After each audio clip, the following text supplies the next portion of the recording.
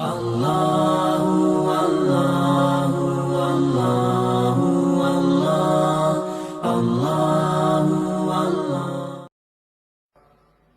رعد مدنی ہے، ہجرت کے بعد اس کا نزول ہوا۔ قرآن پاک کی ترتیب کے اعتبار سے اس کا نمبر 13 ہے اور نزول کے اعتبار سے اس کا نمبر 96 ہے۔ اس میں 43 آیات یعنی 43 آیات ہیں اور 6 رکوع ہیں۔ رعد عربی میں کڑک کو کہتے ہیں۔ بارش کے وقت جو بادل کی کڑک ہے اسے رعد کہتے ہیں۔ اور یہ بھی کہا گیا کہ یہ کڑک کو رعد کہتے ہیں اور جو فرشتے اس کڑک کو پیدا کرتے ہیں ان کو بھی رعد کہتے ہیں۔ عرف میں تو ہم جو بادلوں میں سے آواز آتی ہے کڑک کی اسے رعد کہتے ہیں، لیکن فرشتوں کی ایک جماعت ہے جو بادلوں کو چلاتی ہے، وہ جب چاہتے ہیں بجلی گرا دیتے ہیں، جب چاہتے ہیں اس میں کڑک پیدا کرتے ہیں، بِإِذْنِ اللہ، اللہ کے اذن سے۔ اور ایک عربی میں صواعق کہتے ہیں جو بڑی خطرناک کڑک ہوتی ہے۔ وہ کڑک ایسی ہوتی ہے جس کے ساتھ بجلی گرتی ہے، اسے صواعق کہتے ہیں۔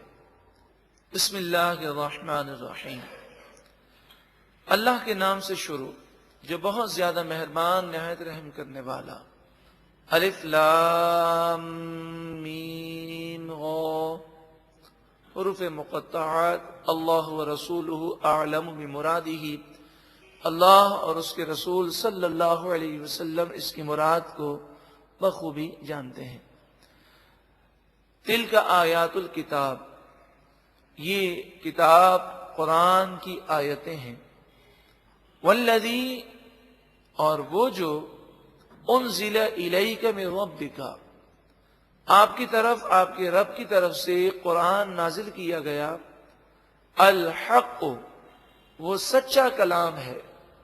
وَلَكِنَّ أَكْثَرَ النَّاسِ لَا يُؤْمِنُونَ، لیکن اکثر لوگ ایمان نہیں لاتے۔ اللہ الذی رفع السماوات بغیر عمد ترونہا، وہ اللہ جس نے آسمانوں کو بلند کیا بغیر ستونوں کے، کوئی ستون تمہیں نظر نہیں آتے۔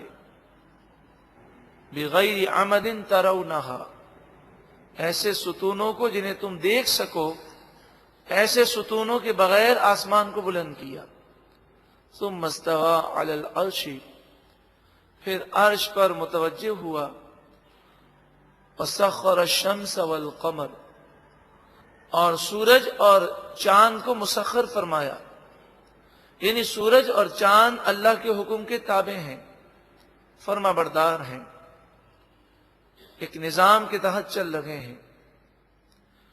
کل یجری لاجل مسمی، سورج و چاند ہر ایک چل رہا ہے ایک مقررہ مدت تک، اور ایک نہ ایک دن اس دنیا کو فنا ہے، سورج کو بھی فنا ہے اور چاند کو بھی فنا ہے۔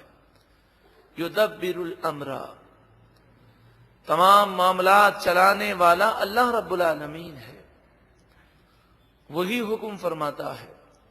یفصل الآیات، آیتوں کی تفصیل بیان فرماتا ہے۔ لعلکم بلقاء ربکم توقنون، تاکہ تم اپنے رب سے ملاقات کا یقین کر لو، اور یہ یقین ایسا راسخ ہو جائے جو صبح و شام تمہیں گناہوں سے روکنے کے لیے کافی ہو، جس کا یہ یقین ہو جائے اور ہر وقت یہ تصور میں ہو کہ مجھے رب کی بارگاہ میں حاضر ہونا ہے، وہ گناہ نہیں کر سکتا۔ وَهُوَ الَّذِي مَدَّ الْأَرْضَ، وہی ہے ذات جس نے زمین کو پھیلایا۔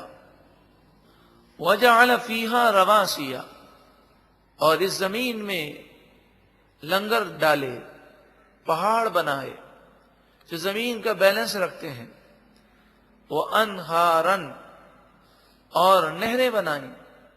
اگر پہاڑ ہیں تو مکمل پہاڑی سلسلہ نہیں، بیچ میں راستے ہیں، غار بنے ہوئے ہیں، پہاڑوں سے چشمے بہ رہے ہیں، نہری علاقہ ہے، میدانی علاقہ ہے۔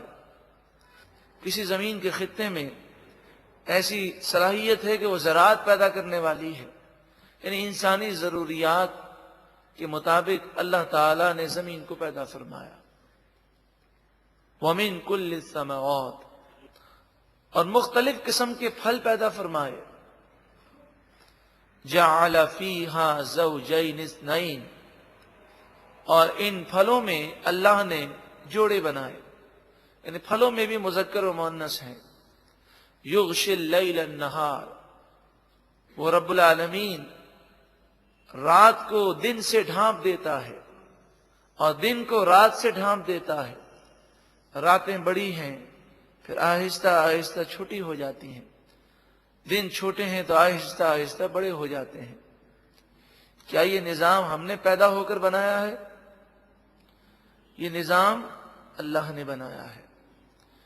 یہ نظام پر غور کیا جائے، ایک چھوٹا سا گھر کا نظام چلانے کے لیے کس قدر بھاگ دوڑ کرنی پڑتی ہے، تو کیا یہ پوری کائنات خود بخود بن گئی اور اس کا چلانے والا کوئی نہیں؟ ایسا ہرگز نہیں۔ وہ رب العالمین ہے جو خالق کائنات ہے، وہ اسے چلانے والا ہے۔ جب وہ مالک حقیقی ہے تو لوگوں کی خاطر اس کی نافرمانی نہ کی جائے، بلکہ ہر وقت یہ پیش نظر ہو کہ لوگ ناراض ہوں تو ہو جائیں، بس میرا رب ناراض نہ ہو۔ ان فی ذالک، بے شک ان باتوں میں، لآیات لقوم یتفکرون، اس قوم کے لیے آیتیں ہیں جو غور و فکر کرتی ہے۔ غور و فکر کرنے والی قوم کے لیے اس کائنات کی نشانیوں میں عبرت کے نمونے ہیں۔ وفی الارض، اور زمین میں، قطع متجاورات، ٹکڑے ہیں جو آپس میں ملے ہوئے ہیں۔ مثلا آپ اگر پاکستان میں سفر کریں تو آپ دیکھیں گے کہ بعض زمینیں خشک ہیں، بعض زمینیں بنجر ہیں، بعض زمینیں پتھریلی ہیں، بعض زمینیں سرسبز و شاداب ہیں۔ تو زمین تو اللہ نے بنائی، لیکن سب برابر برابر ہونے کے باوجود زمین کی کیفیات اور اس کی صلاحیتوں میں فرق ہے۔ اگر ساری زمین ایک جیسی ہوتی تو ہمیں معدنیات والی زمین کہاں سے ملتی؟ اگر ساری زمین اگر دریا میں تبدیل ہوتی تو پھر کھیتی باڑی کے لیے ہمیں زمین کہاں سے ملتی؟ اسی طرح آپ ریت کو دیکھیں تو دریائی ریت کی خاصیت الگ ہے، صحرائی ریت کی خاصیت الگ ہے، میدانی علاقوں کی ریت اور مٹی کی خاصیت الگ ہے۔ تو اللہ تبارک و تعالی نے یہ سب ہم پر کرم فرمایا اور ہمیں عطا فرمایا۔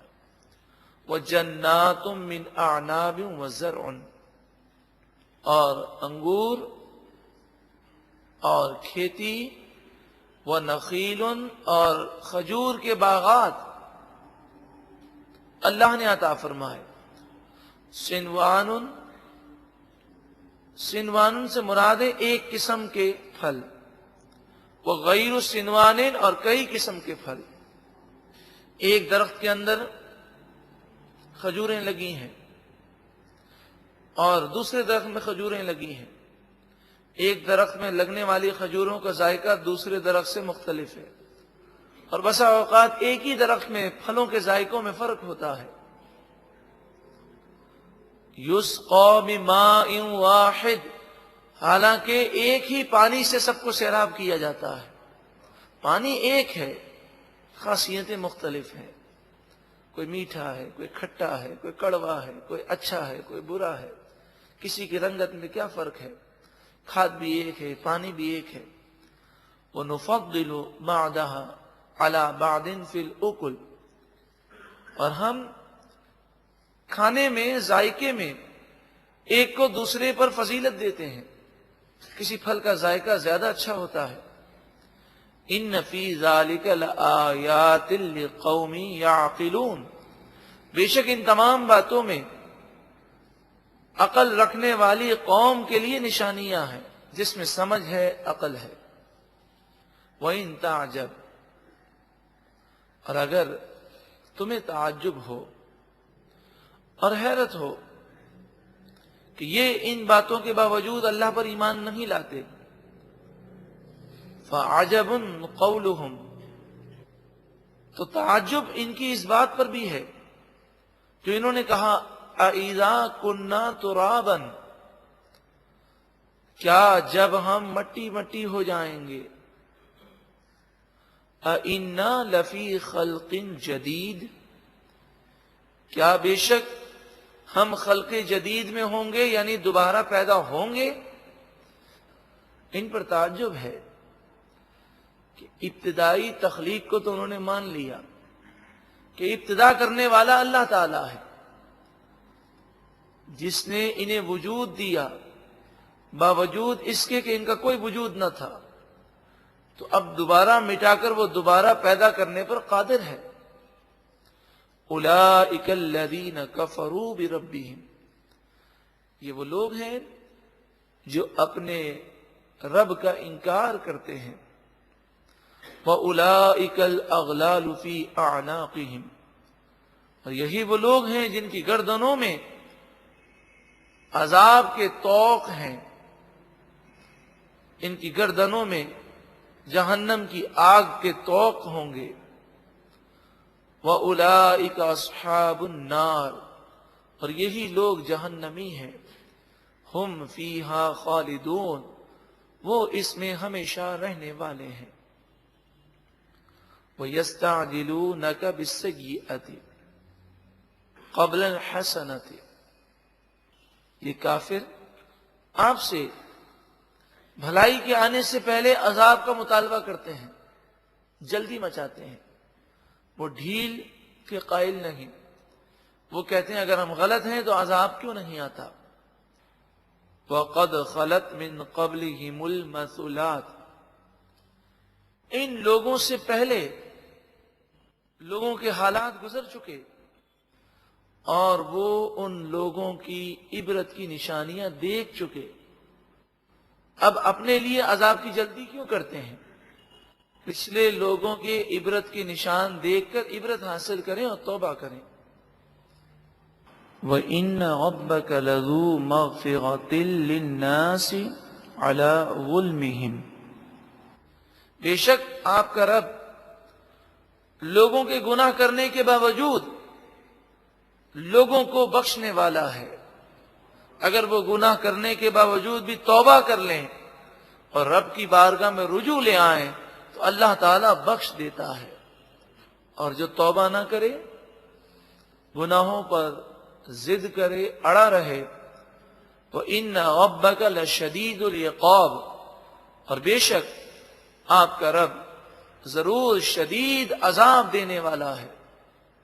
وَيَقُولُ الَّذِينَ كَفَرُوا، اور کافر کہتے ہیں لَوْلَا أُنزِلَ عَلَيْهِ آیَةٌ مِّن رَبِّهِ، حضور صلی اللہ علیہ وآلہ وسلم کے متعلق کہتے ہیں ان پر ان کے رب کی طرف سے کوئی نشانی کیوں نازل نہ کی گئی.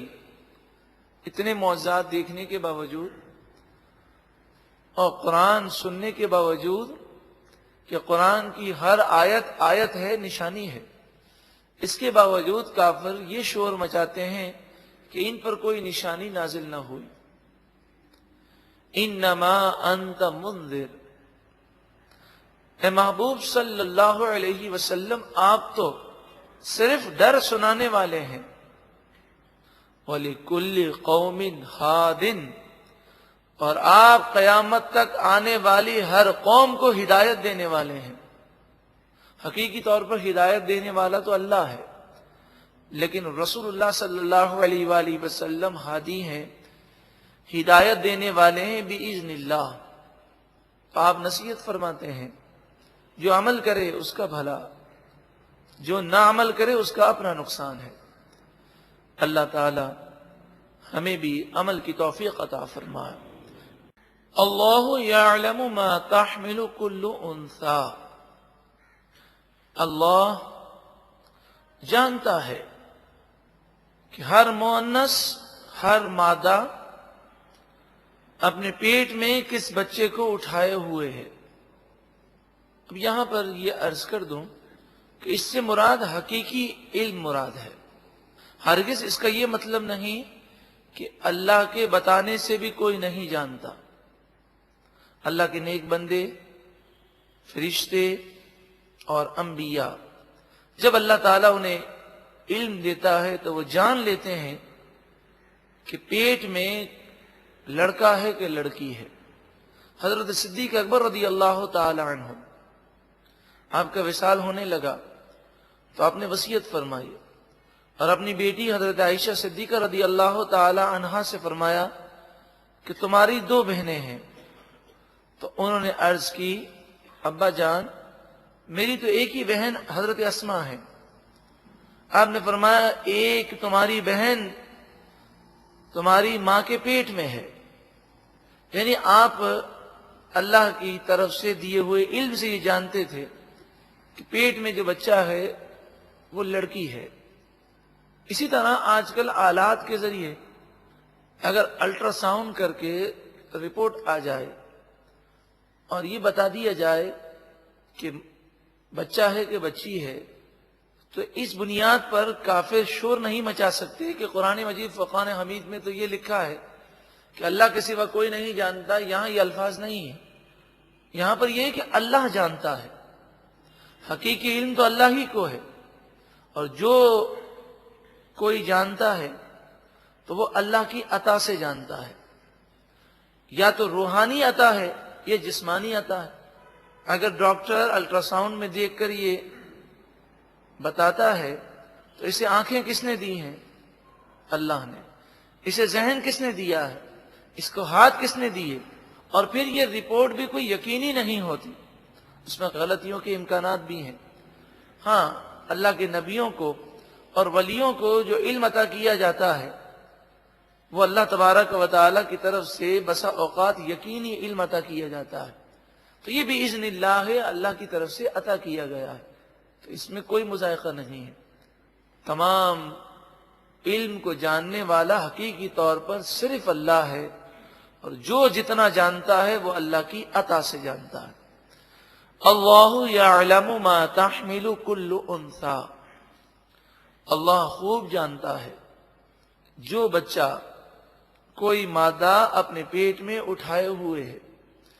وما تغید الارحام وما تزداد، پیٹ جو سکڑتا ہے اور جو بڑھتا ہے اسے اللہ جانتا ہے، یعنی پیٹ کے اندر بچے کی کیا کیفیات ہیں اور کب یہ بچہ دنیا میں تشریف لائے گا، اس کے حقیقی وقت کو صحیح طور پر، یعنی حقیقی علم جو ہے وہ صرف اور صرف اللہ کے پاس ہے۔ ہمارے پاس صرف اتنا علم ہے جو اللہ نے ہمیں عطا فرمایا۔ وَكُلُّ شَيْءٍ عِندَهُ بِمِقْدَارٍ، اس کے پاس ہر چیز کی ایک مقدار ہے۔ تو حمل کی بھی ایک مقدار اللہ کے یہاں مقرر ہے۔ بسا اوقات سوچا کیا جاتا ہے، ہو کیا جاتا ہے، انسان کام بہت سارے کرنے جاتا ہے لیکن اس کی سوچ اور اس کی کوشش کے برعکس معاملات ہو جاتے ہیں۔ تو حقیقی طور پر فیصلہ کرنے والا، مقدار کا تعین کرنے والا صرف اور صرف اللہ تعالی ہے۔ عالم الغیب والشہادہ، پوشیدہ اور ظاہر علم کا حقیقی طور پر وہی جاننے والا ہے، پھر جسے وہ عطا فرمائے۔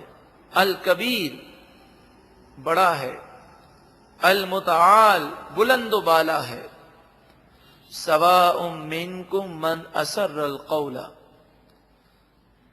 برابر ہے تم پر کہ تم میں سے کوئی آہستگی سے بات کرے، ومن جہر بہ، اور جو کوئی بلند آواز سے بات کرے، وہ آہستہ آوازوں کو بھی سنتا ہے اور بلند باتوں کو بھی سنتا ہے۔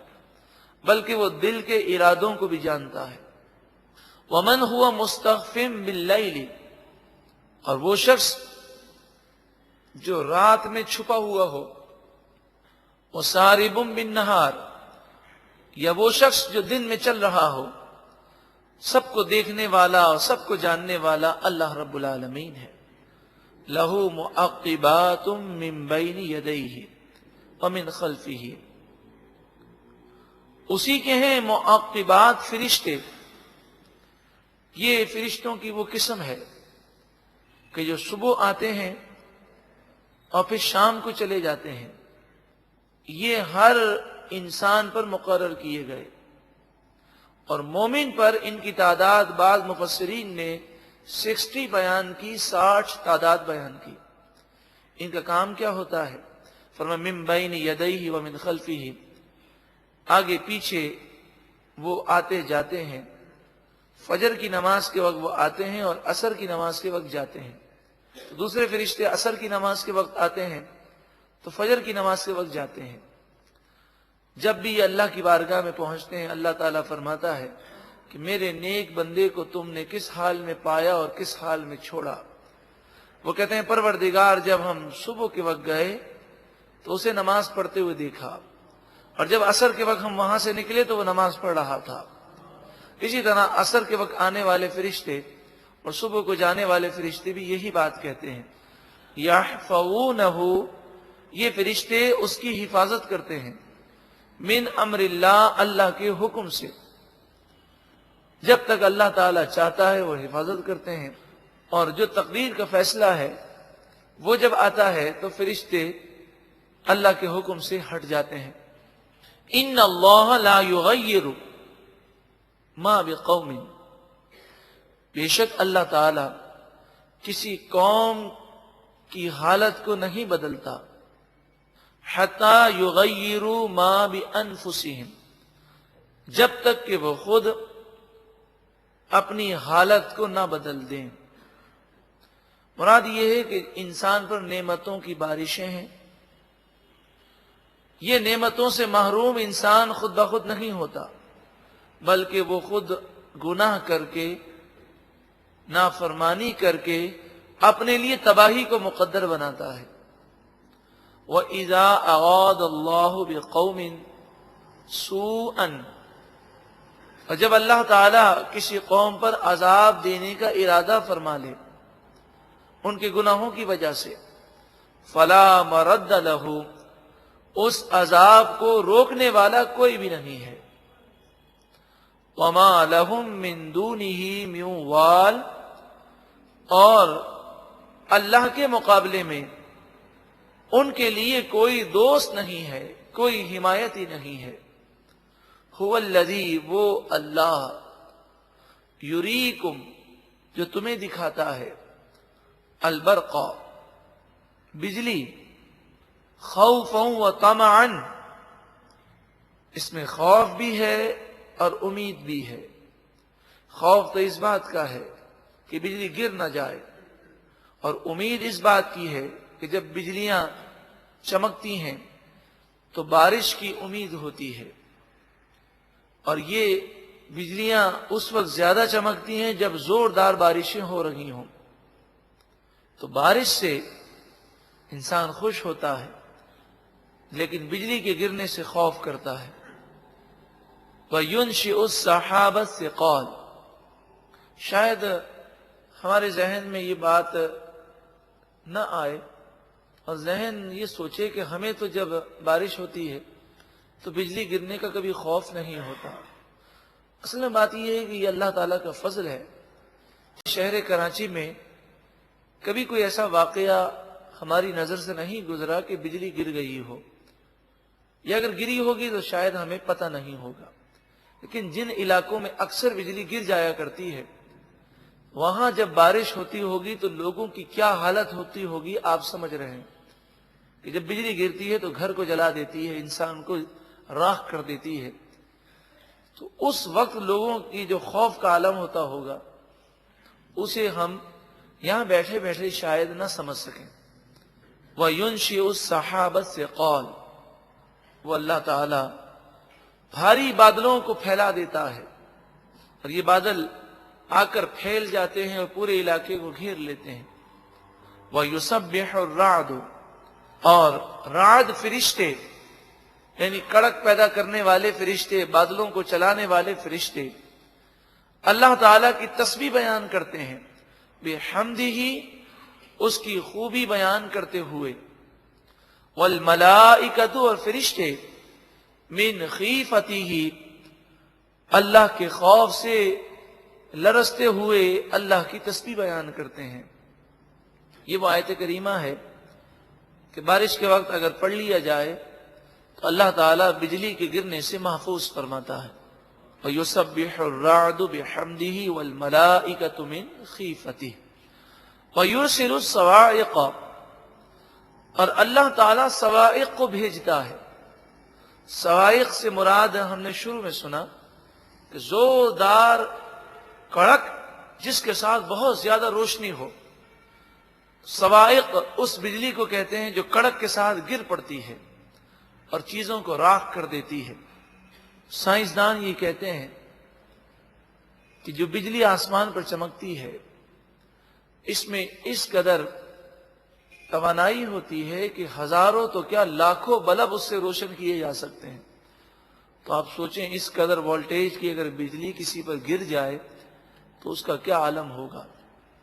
فَيُصِيبُ بِهَا مَن يَشَاءُ، اللہ تعالیٰ اس بجلی کو جس پر چاہتا ہے گرا دیتا ہے۔ وَهُمْ يُجَادِلُونَ فِي اللَّهِ، اور وہ لوگ اس وقت اللہ کے بارے میں جھگڑا کر رہے ہوتے ہیں، اللہ کی نافرمانی کر رہے ہوتے ہیں، دین کا مذاق اڑا رہے ہوتے ہیں، اللہ کے بارے میں بحث مباحثہ کر رہے ہوتے ہیں اور اللہ کو ماننے سے انکار کر رہے ہوتے ہیں۔ ان ظالموں پر بھی بجلی کبھی کبھی گر جاتی ہے۔ وَهُوَ شَدِيدُ الْمِحَالِ، اور وہ اللہ تعالی شدید پکڑ کرنے والا ہے۔ لَهُ دَعْوَةُ الْحَقِّ، اسی کی عبادت سچی ہے۔ وَالَّذِينَ يَدْعُونَ مِن دُونِهِ، اور وہ لوگ جو اللہ کو چھوڑ کر بتوں کی پوجا کرتے ہیں، لا يستجیبون لهم بشیء، وہ انہیں کسی چیز کا جواب نہیں دے سکتے، یہ بے جان پتھر ہیں۔ الا کباسط کفیہ الی الماء، یہ تو ایسا ہی ہے جیسے کوئی اپنے دونوں ہتھیلیوں کو پانی کی طرف پھیلا دے اور کہے اے پانی تو میرے منہ میں آ جا، لیبلغ فاہ، تاکہ وہ پانی اس کے منہ میں پہنچ جائے، وما ہوا ببالغہ، اور وہ پانی اس کے منہ میں پہنچنے والا نہیں، کیونکہ پانی بے جان ہے، وہ ہماری بات کو سن کر وہ عمل کرے ایسا نہیں ہے۔ اسی طرح یہ بت جو اپنے ہاتھوں سے انہوں نے بنائے یہ بے جان پتھر ہیں، ان سے گفتگو کرنا یا ان کو سجدہ کرنا گویا کہ ایسا ہی ہے کہ پانی کو یہ کہنا کہ تو ہمارے منہ میں آ جا، یہ ایک فضول بات ہے۔ وما دعاء الکافرین الا فی ضلال، اور کافروں کی تمام پوجا پاٹ گمراہی ہے، بربادی ہے۔ وللہ، اور اللہ ہی کے لیے ہے، یسجد، اللہ ہی کے لیے سجدہ ریز ہے، من فی السماوات والارض، جو کچھ آسمانوں میں ہے اور جو کچھ زمین میں ہے، سب اللہ ہی کو سجدہ کر رہے ہیں۔ سجدے سے مراد یہاں پر فرما بردار ہیں، درخت بھی فرما بردار ہے، سورج و چاند بھی فرما بردار ہیں۔ طوعا، خوشی سے، انسان اور جن کے علاوہ تمام مخلوق اللہ کی فرما بردار ہے خوشی کے ساتھ، وکرہن، اور مجبوری کے ساتھ۔ انسان اور جن میں جو مومن ہیں وہ خوشی سے اللہ کے فرما بردار ہیں، اور جو کافر ہیں وہ آج اللہ کی فرما برداری نہیں کرتے، لیکن جب ان کے پاس ملک الموت آئیں گے تو اس وقت اللہ کی بارگاہ میں جھکنا چاہیں گے، کل بروز قیامت وہ سجدہ کرنا چاہیں تو یہ سجدہ ان کا مجبوری سے ہوگا۔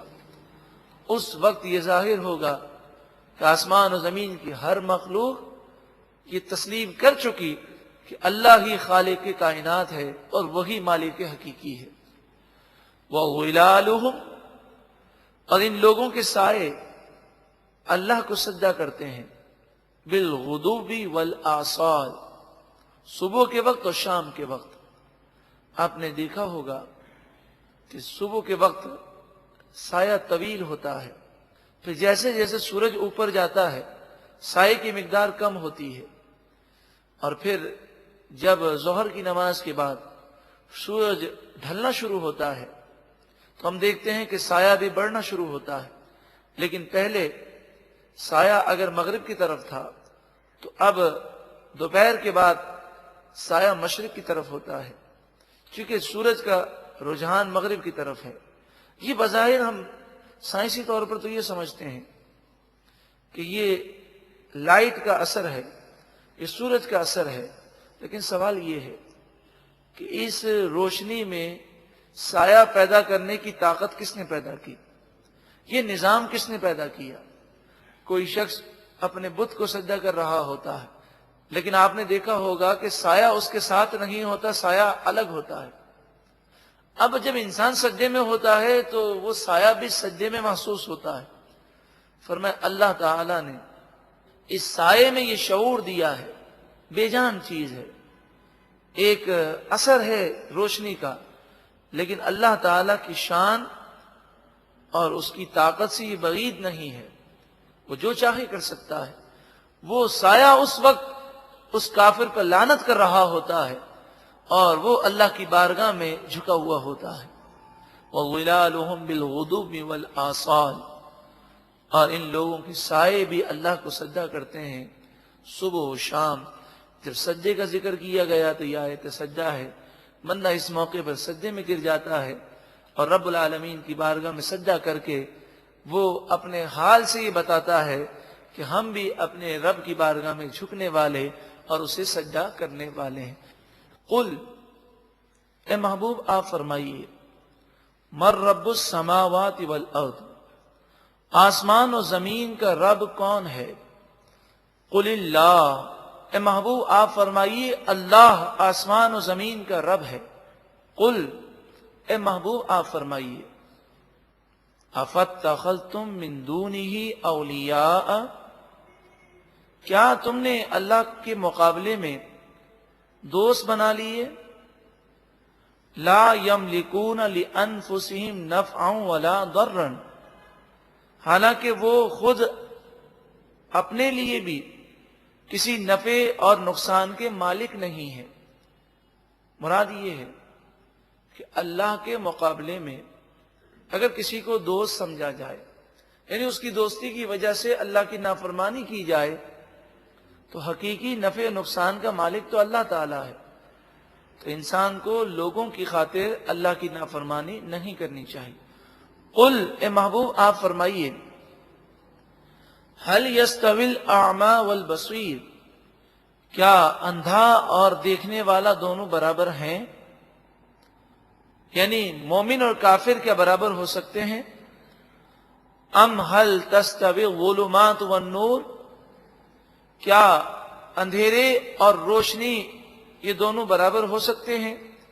یعنی کفر وہ اندھیرے ہیں، نور سے مراد ایمان، یہ دونوں چیزیں برابر نہیں ہو سکتی۔ ام جعلوا للہ شرکاء خلقوا کخلقہ، کیا انہوں نے اللہ کے لیے چند شریک ٹھہرا لیے، ان شریکوں نے کیا اللہ جیسی مخلوق پیدا کی؟ فتشابہ الخلق علیہم، کہ ان پر مخلوق کی پیدائش متشابہ ہو گئی ہو۔ مراد یہ ہے کہ جیسا اللہ تعالی خالق اور مالک ہے، ایسا کیا کوئی ان کا بت بھی ہے کہ انہیں شبہ پڑ گیا، اس لیے وہ اللہ کی عبادت بھی کرتے ہیں اور اس بت کی پوجا بھی کرتے ہیں۔ یہ بے جان بت تو کچھ بھی نہیں کر سکتا۔ اگر کسی میں کوئی طاقت ہے بھی، انسان میں طاقت ہے، جنات میں طاقتیں ہیں، فرشتوں میں طاقتیں ہیں، تو جس میں جو طاقت ہے وہ اللہ کی دی ہوئی طاقت ہے، حقیقی طور پر مالک تو صرف اور صرف اللہ تعالی ہے۔ قل اللہ خالق کل شیء، آپ فرمائیے اللہ ہر چیز کا خالق ہے۔ وَهُوَ الْوَاحِدُ الْقَهَّارُ، وہی یکتا ہے، واحد ہے، قہار ہے، کافروں پر غضب فرمانے والا ہے۔ انزل من السماء ماء، اللہ نے آسمان سے پانی کو نازل کیا۔ فسالت اودیۃ بقدرہا، پھر اس پانی کی مقدار نالے بہہ پڑتے ہیں، ریلے، جب بارش ہوتی ہے تو بارش کے بعد آپ نے دیکھا ہوگا کہ ریلے کے ریلے پانی کے جاتے ہیں۔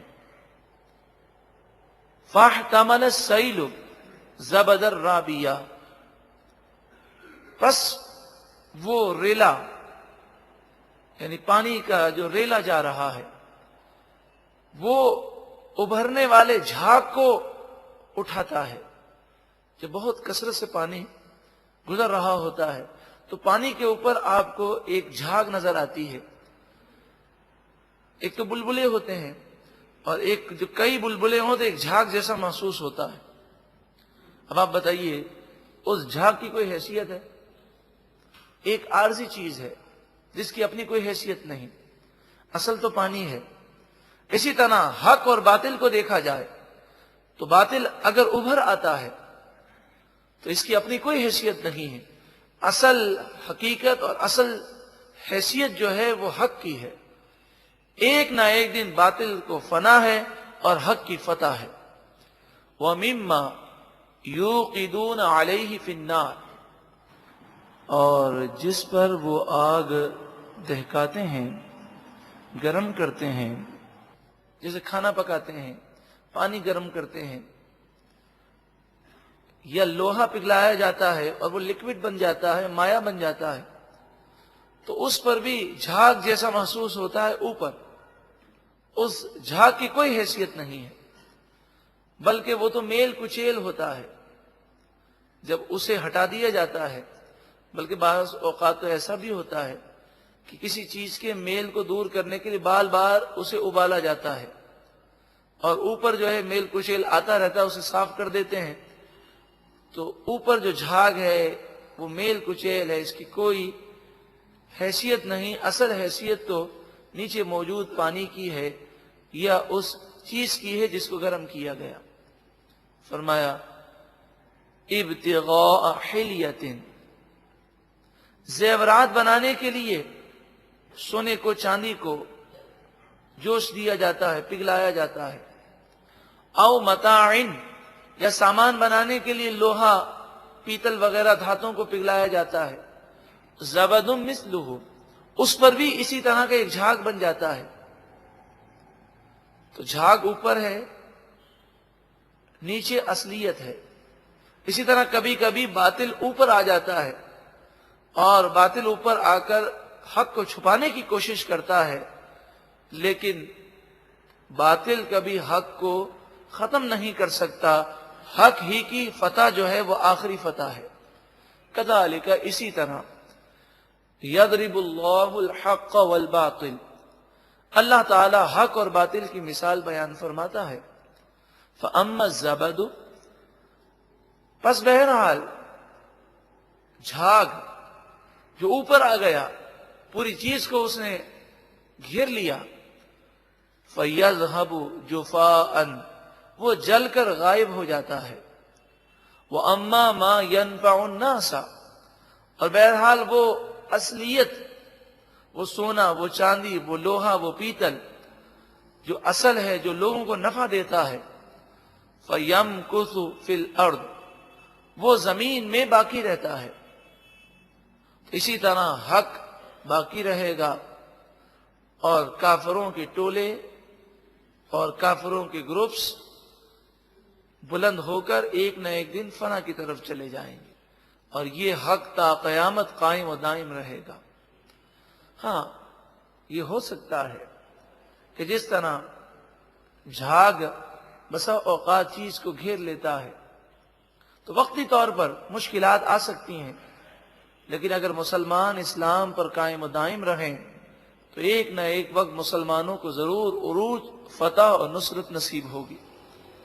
کذالک، اسی طرح یضرب اللہ الامثال، اللہ تعالی مثالوں کو بیان فرماتا ہے، للذین استجابوا لربہم الحسنی، جن لوگوں نے اپنے رب کا حکم مانا انہی کے لیے بھلائی ہے، یعنی انہی کے لیے جنت ہے۔ یہاں پر الحسنہ سے مراد جنت ہے۔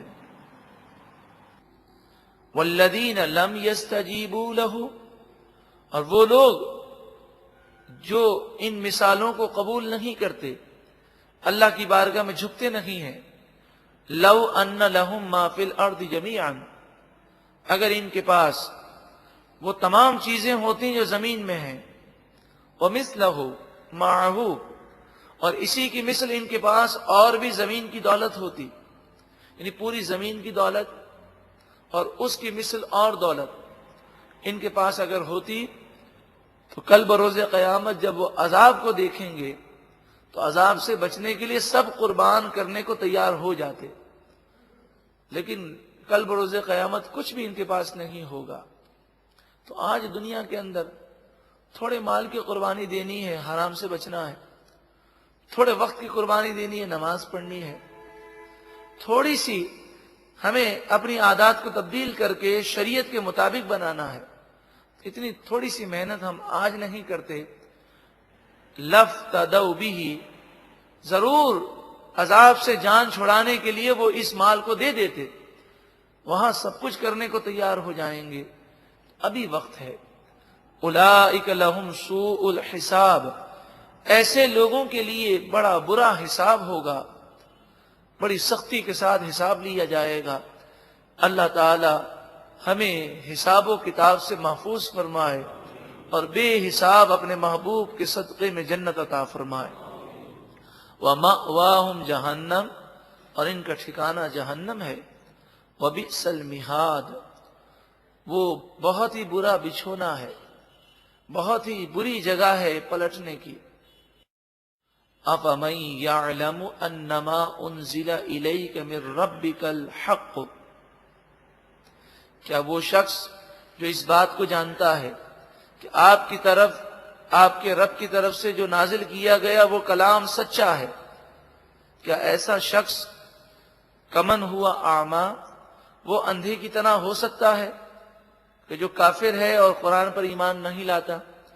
انما یتذکر اولو الالباب، نصیحت تو صرف عقل مند ہی قبول کرتے ہیں۔ عقل مند کون لوگ ہیں؟ الذین یوفون بعہد اللہ، جو اللہ سے کیے ہوئے وعدے کو پورا کرتے ہیں۔ ولا ينقضون المیثاق، اور وہ پختہ وعدوں کو توڑتے نہیں ہیں۔ والذین یصلون ما امر اللہ بہ ان یوصل، عقل مند وہ لوگ ہیں کہ جس چیز کو ملانے کا اللہ نے حکم دیا وہ اس چیز کو ملاتے ہیں، یعنی رشتہ داروں کے حقوق ادا کرتے ہیں۔ وَيَخْشَوْنَ رَبَّهُمْ، اور اپنے رب سے ڈرتے ہیں۔ وَيَخَافُونَ سُوءَ الْحِسَابِ، نیک ہونے کے باوجود برے حساب سے وہ خوف کرتے ہیں کہ کہیں ہمارا انجام برا نہ ہو جائے۔ وَالَّذِينَ صَبَرُوا ابْتِغَاءَ وَجْهِ رَبِّهِمْ، یہ نیک لوگ وہ ہیں جو اپنے رب کی رضا کو حاصل کرنے کے لیے صبر کرتے ہیں۔ وَأَقَامُوا الصَّلَاةَ، اور وہ نماز قائم رکھتے ہیں۔ وَأَنفَقُوا مِمَّا رَزَقْنَاهُمْ سِرًّا وَعَلَانِيَةً، اور وہ اس روزی سے جو ہم نے انہیں دی چھپ کر اور اعلانیہ اللہ کی راہ میں دیتے ہیں، ہماری راہ میں دیتے ہیں۔ وَيَدْرَؤُونَ بِالْحَسَنَةِ السَّيِّئَةِ، وہ برائی کو بھلائی سے دور کرتے ہیں۔ کوئی برا شخص ہے اس کے ساتھ اچھا سلوک کرتے ہیں اور نفرت کو محبت سے تبدیل کرتے ہیں۔ اسی طرح گناہ ہو جائے فوراً توبہ کرتے ہیں، نیکی کرتے ہیں اور نیکی گناہوں کو مٹا دیتی ہے۔ اولئک لہم عقبی الدار، یہی وہ لوگ ہیں جن کے لیے آخرت کا عظیم الشان گھر ہے اس کا اچھا انجام ہے جنات عدن، ہمیشہ کی جنتیں، یدخلونہا، وہ اس میں داخل ہوں گے، ومن صلح، اور جو نیک ہوں گے، من آبائہم و ازواجہم و ذریاتہم، ان کے آباء و اجداد میں سے، ان کی بیویوں میں سے، ان کی اولاد میں سے جو نیک ہوں گے وہ بھی جنت میں جائیں گے۔ لیکن اللہ تعالیٰ کا کرم دیکھیں کہ والد بہت زیادہ نیک ہے، اولاد اتنی زیادہ نیک نہیں ہے، لیکن اللہ تبارک و تعالیٰ ایک شخص کی نیکی کی وجہ سے اس کے خاندان والوں کو جنت کے ایک ہی درجے میں، اعلیٰ درجے میں سب کو جمع فرما دے گا۔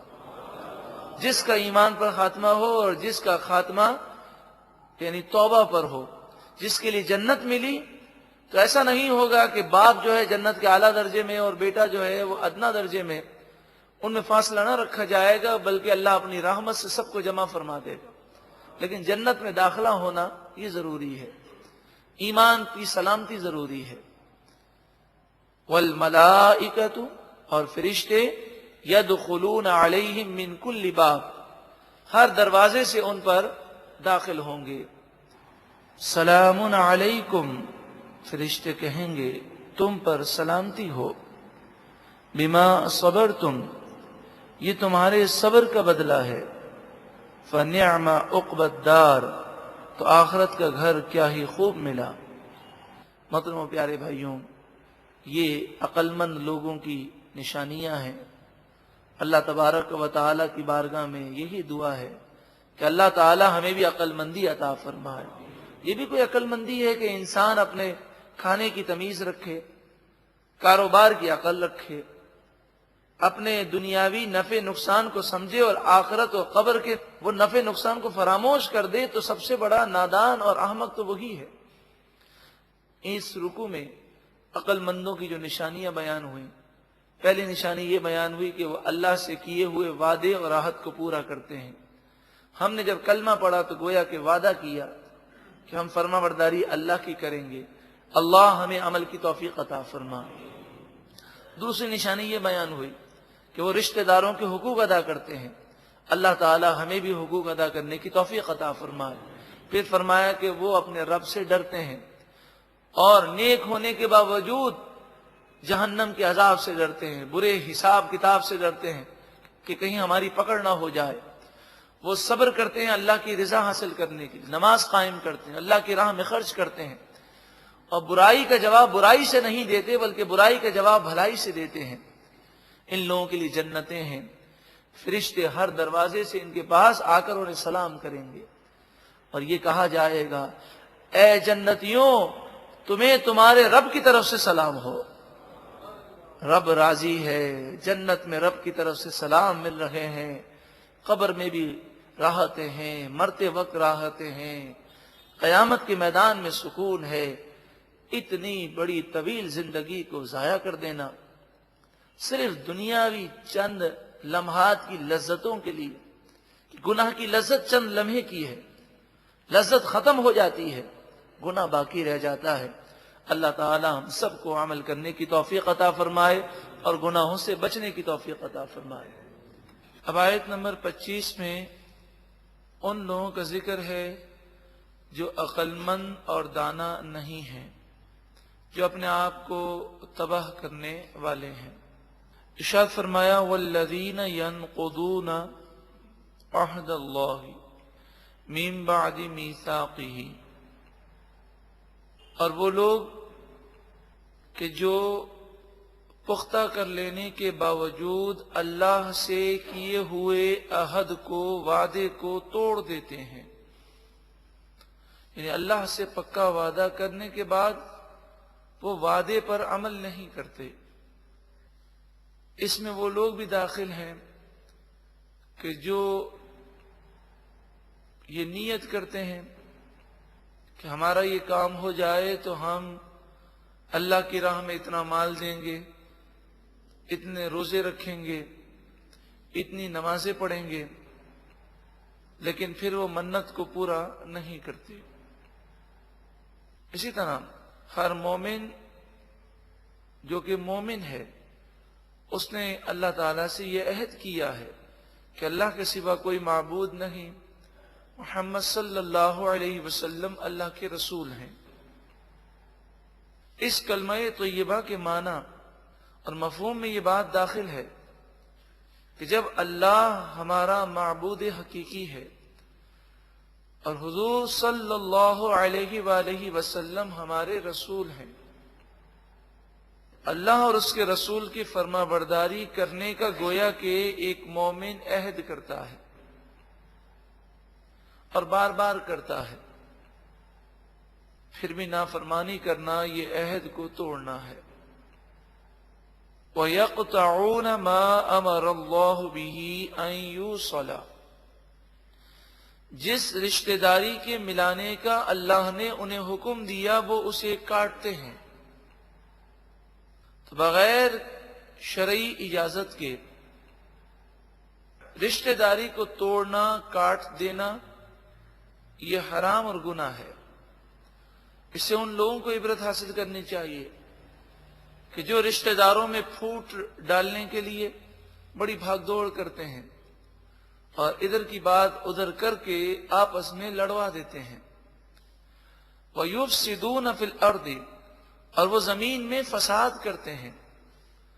أُولَئِكَ لَهُمُ اللَّعْنَةُ، یہی وہ لوگ ہیں جن پر اللہ کی لعنت ہے، یعنی وہ اللہ کی رحمت سے دور ہیں۔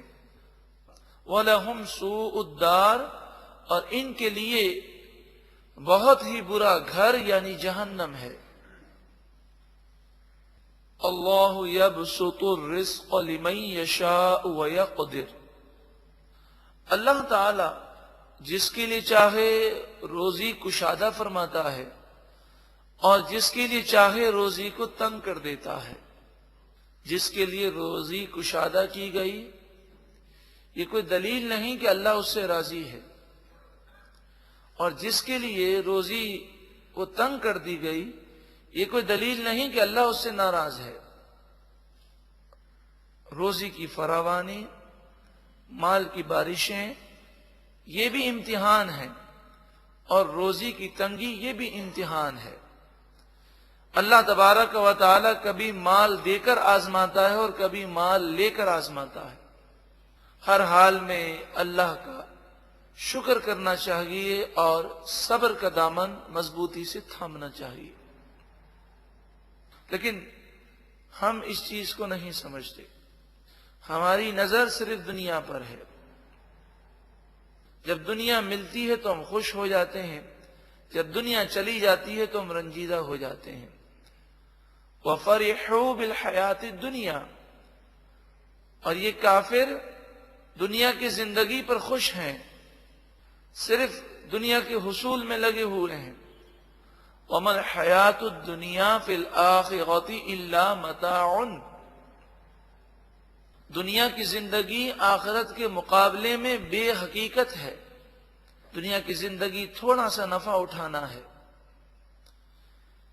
اللہ تعالی ہمیں قرآن پاک کے نور سے ایسا منور کر دے کہ ہمیں دنیا سے زیادہ قبر و آخرت کی فکر ہو جائے، اور ہر حال میں ہم اللہ کا شکر کریں اور ہر حال میں صبر کریں۔ 10ویں رکوع کا آغاز ہے، یہ 13ویں پارے کا 10واں رکوع ہے، اور سورہ رعد کا 4تھا رکوع۔ وَيَقُولُ الَّذِينَ كَفَرُوا لَوْلَا أُنزِلَ عَلَيْهِ آيَةٌ مِّن رَّبِّهِ، اور کافر کہتے ہیں اس نبی صلی اللہ علیہ وسلم پر ان کے رب کی طرف سے کوئی نشانی کیوں نازل نہ ہوئی، یعنی اتنی نشانیاں دی گئیں کہ قرآن مجید فرقان حمید کی ہر آیت کو ہم آیت اسی لیے کہتے ہیں کہ یہ خود ایک نشانی ہے۔ حضور کے کئی معجزات، مگر یہ ان کی ضد کہ کہتے ہیں کہ کوئی نشانی کیوں نہ دی گئی۔ قل، اے محبوب آپ فرمائیے، ان اللہ یضل من یشاء، بے شک اللہ تعالی جسے چاہے گمراہ کر دیتا ہے، اور گمراہ اسے فرماتا ہے جس سے وہ ناراض ہو جاتا ہے۔ ان کافروں کے اعمال، کفر اور نبی اکرم صلی اللہ علیہ وآلہ وسلم کی جو انہوں نے بے ادبیاں کی ہیں، اللہ تعالی نے ناراض ہو کر ان کے لیے گمراہی کو مقدر کر دیا۔ وَيَهْدِي إِلَيْهِ، اور اللہ تعالی اپنی طرف ہدایت دیتا ہے۔ من اناب، اسے ہدایت دیتا ہے جو اس کی طرف رجوع لائے، جھک جائے، اس کی طرف آگے بڑھنے کی کوشش کرے، تو اللہ تعالی اپنی معرفت کی راہیں اس کے لیے کھول دیتا ہے، جنت کی راہیں کھول دی جاتی ہیں۔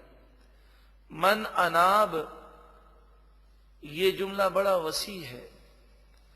جو گناہ سے بچنے کے لیے کوشش کرتا ہے، جو اللہ کا قرب پانے کے لیے کوشش کرتا ہے، اللہ تعالی اپنی طرف اسے راہ دیتا ہے۔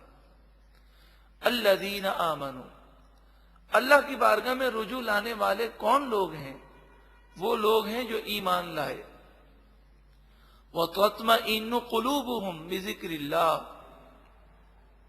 اور ان کے دل اللہ کے ذکر سے مطمئن ہوتے ہیں۔ دنیا کی لذتیں، دنیا کا مال، دنیا کی نعمتیں، یہ ان کے چین کا باعث نہیں ہے، بلکہ یہ جب اللہ کا ذکر کرتے ہیں تو ان کے دلوں کو چین مل جاتا ہے، اور ہر وقت وہ اللہ کی یاد میں مگن رہتے ہیں۔ الا سن لو، بذکر اللہ تطمئن القلوب، دلوں کا چین تو صرف اللہ کی یاد میں ہے۔ دلوں کا چین نہ تو فلموں اور ڈراموں میں ہے، نہ ہی ناچ گانوں میں ہے، نہ ہی کھیل کود میں ہے، نہ ہی تفریحات میں ہے۔ قرآن مجید فرقان حمید فرماتا ہے دلوں کا چین تو صرف اللہ کی یاد میں ہے۔ اس کی وجہ کیا ہے؟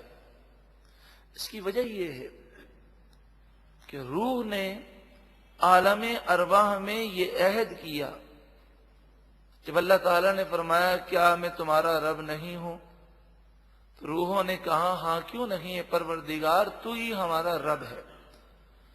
تو تمام روحیں عالم ارواح میں ایمان لائیں۔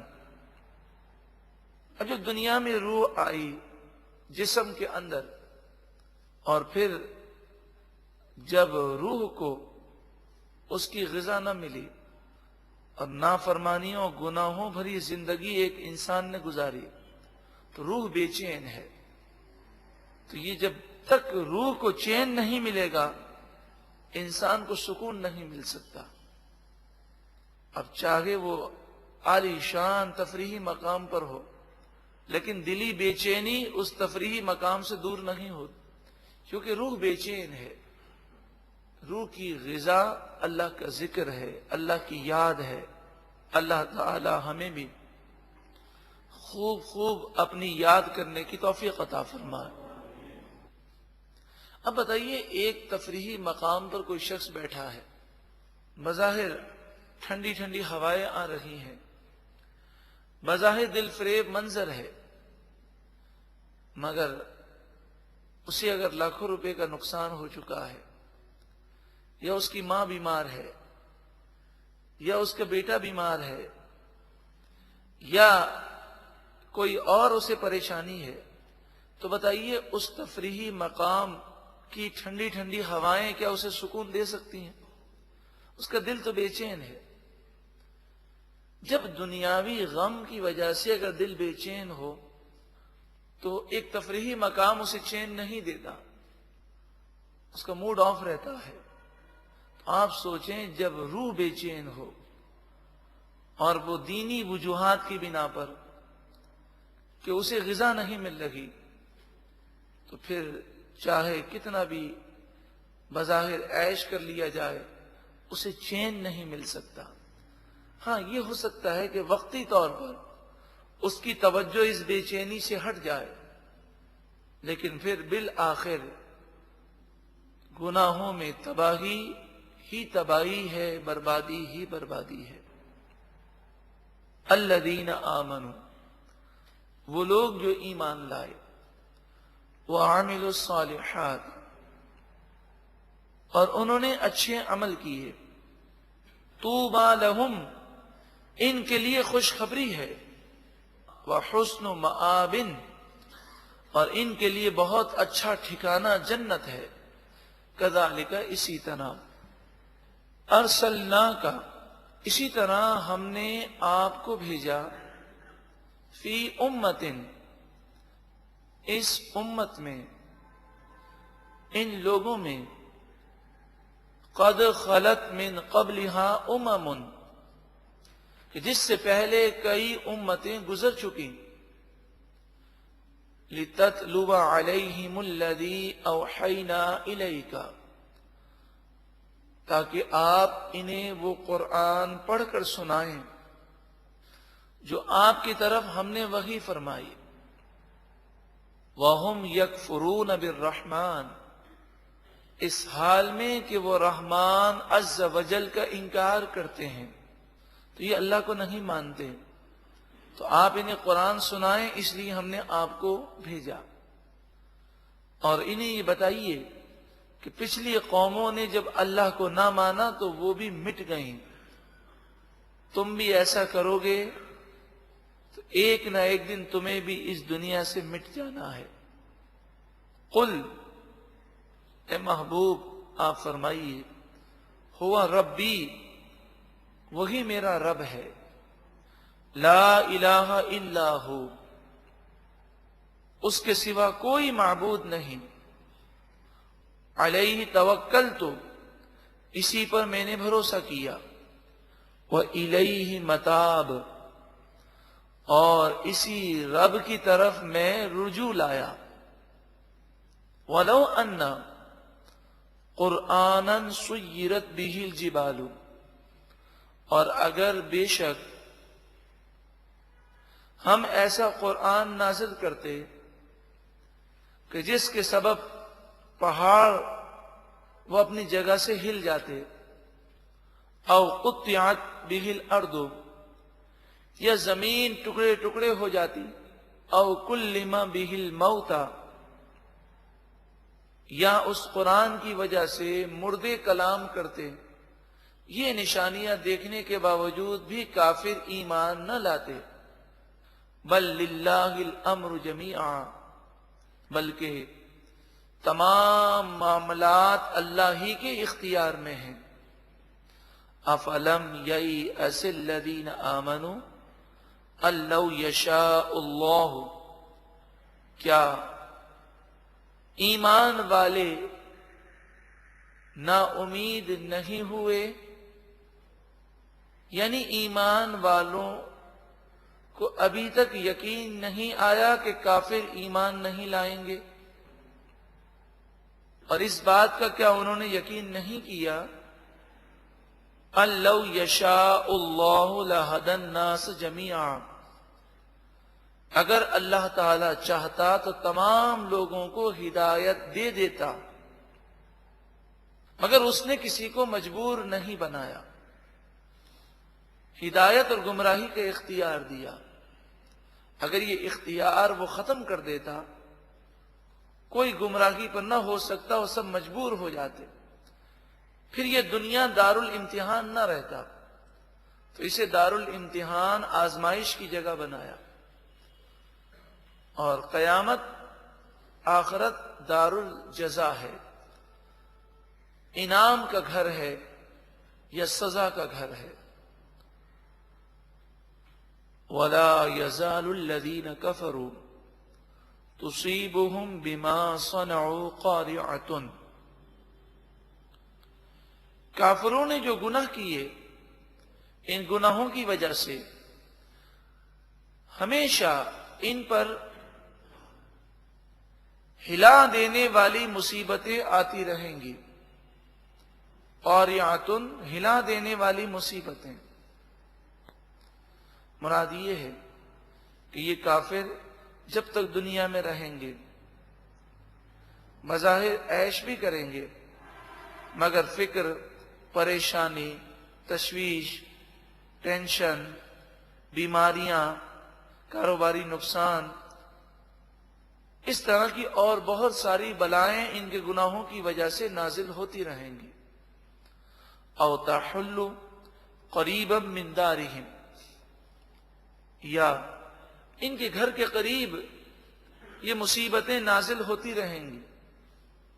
مراد یہ ہے کہ سیلاب، طوفان، زلزلہ، اس طرح کے عذابات بھی دنیا میں آئیں گے ان کافروں پر، اور انفرادی طور پر ان کے لیے بیماری، پریشانیاں یہ بھی آتی رہیں گی۔ تو دنیا کا کوئی بھی کافر ہو، بلکہ کوئی بھی انسان ہو، وہ ساری زندگی کبھی سکون نہیں پاتا۔ ساری زندگی اسے کوئی پریشانی نہ آئے، بیماری نہ آئے، کوئی الجھن نہ ہو، کوئی ٹینشن نہ ہو، کوئی فکر نہ ہو، کوئی اس پر مصیبت نہ آئے، ایسا اکثر ہوتا نہیں۔ مومن کے لیے یہ پریشانیاں نعمت ہیں کہ وہ اس پر صبر کرتا ہے، اسے ثواب ملتا ہے، اس کے درجات بلند ہوتے ہیں۔ اور کافر کے لیے تمام پریشانیاں اللہ کا عذاب ہے کہ کافر کو دنیا میں جو پریشانیاں آتی ہیں اس پر وہ صبر بھی کرے تب بھی کوئی ثواب نہیں ہے۔